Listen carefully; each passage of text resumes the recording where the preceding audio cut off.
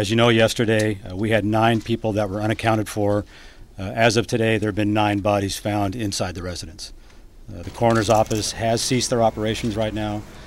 There is the crime scene investigation component is going on now. Once that is completed, it's our anticipation that we'll have to, because of the structural integrity issues with the property, the house will have to be bulldozed once we release the scene.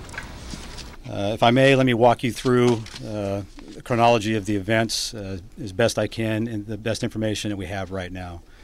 Again, this happened about 11:30 p.m. on Christmas Eve. There was a family party being held at the residence on Knollcrest, attended by about 25 people. It appears that Mr. Pardo drove to the location and parked his car in the driveway one house east of the party. He was dressed in a Santa suit and brought with him a homemade device, which will release pictures of that later for the press. The device basically consisted of 2 tanks, one which contained either oxygen or CO2, and the other smaller tank appeared to contain racing fuel. It was a homemade device that was basically built where once he mixed those 2 items, it would turn into a vapor or atomize, and he was able to deliver that inside the residence.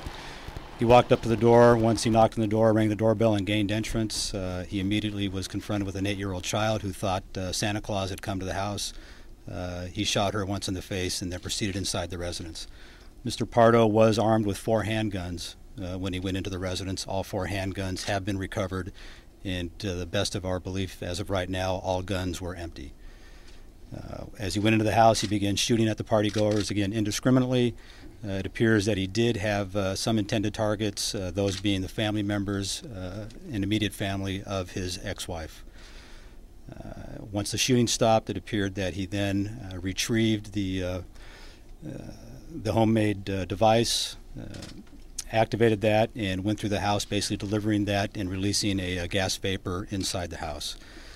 There's no indication that he ignited the vapor, but the vapor was able to be ignited either by a pilot light or if there was a candle inside the house, because obviously there was an explosion that occurred inside the house.